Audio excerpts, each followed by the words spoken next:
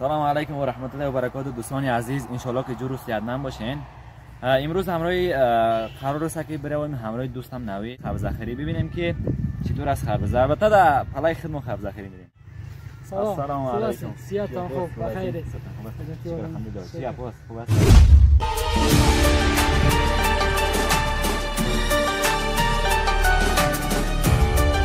دوستا اینی جورا که میبینین اینجا پلک ما است که خبزای ما در اینجا وجود داره و بیا ببینیم که مزه چگونه است یا ارزش داره. نه خبزای پونشه را در کل افغانستان تعریف میکنه، تا در کابل و در هر جا که بری نام خبزای پونشه را بگیری هم اگه این کمک دوستای عزیز، خربزه که هست بسیار زحمت های فراوانی را با خود داره. از شروع تا پایان واقعا زحمت های بسیار زیادی داره که ما حتی خودم تجربهش کردم و اینجا کسی که میبینین از خلاصی گرفته تا همش بسیار وقت زیادی میگیره. خربزه پونشه یکی از خوشمزه ترین خربزه هایی است که شاید شما هم شنیده باشین و دیده باشین، نامش شنیده باشین که یکی از بهترین خربزه در سطح افغانستان است. دوستا اینجا که میبینین جای خوابی ما است، شب اینجا خواب میکنیم، چون قسمی که شاید شما هم بدانین در افغانستان تو ناآرامی هست که مثلا اگر شب اینجا نباشیم شاید بریم یک خبزه هم نباشه، هم اگه بار کده در موتر بردن خبزه را. حالا بیاین که به شما نشان میدم اینجا را که ما اینی هم شوکیک ما است و این جای خوابی ما است که شب اینجا خواب میشیم و روزم نگهبان هستیم. و نگفته نمونه که این پلک که میبینین مربوط ما میشه، مربوط خودم شخص.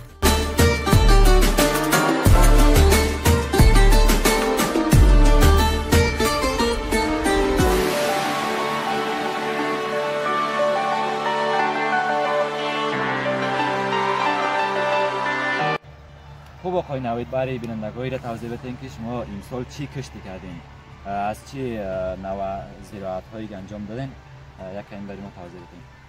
ما امسال چند کشت کردیم، لوبیا کشت کردیم، خربزه کشت کردیم، گندم کشت کردیم، کشتای زیادی کردیم. دیگه لوبیاش خوب بود شده، دیگه گندم هم خوب بود، خربزه هم خوب بود. خربزه هم قریب نزدیک به خلاص شدن است. خوب بود پیش بره خلاص شدگی است.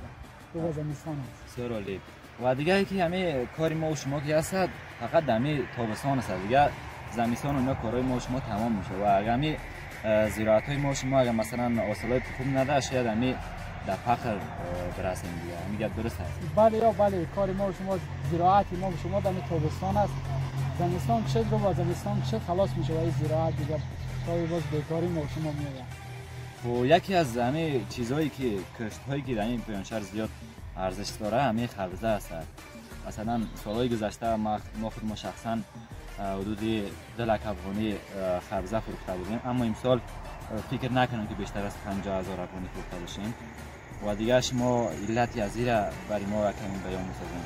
واقعیت است سال گذشته بای خوب بود، خرید خوب بود، پیسه زیادتر میشد، خوبتر میشد، دایی خوبتر بود. امسال نمیشه و امسال خربزه چیز آفت هم زده بود و دیگه بایش هم پایان بود. یه خرید کم خرید از خربزه زیاد هم است. خربزه پایان هم پخته برابری پخته بایش پایان است. خب دوستا، شاید کسایی که همین ویدیو رو میبینن بیشترشون بیننده های ما باشن که ما لینک میتونم برشون که بیان ویدیو رو ببینن.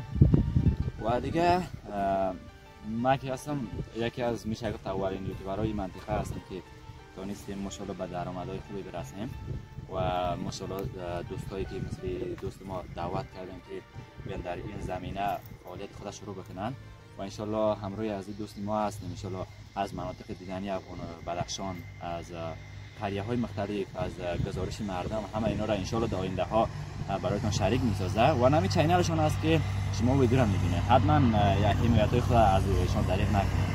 و دیگه میخوام از آقای نوید یک سوال دیگه بپرسم در موردی که مثلا زندگی در اینجا آیا سخت است، ساده است، آیا مثل شهرها است؟ یک کمی زندگی اجاره با شهرها توضیح بدن که چه قسم است اجاره حتی از شهرها؟ حالا اینجا همین کار زراعت کاری داره دیگه، زراعت کاری داره دیگه، مثل کار شهرواری دکانداری و وظیفه و مثل این گپانه است. همین زراعت از خوب است دیگه. حالا میشه شکر است، میشه گذران است.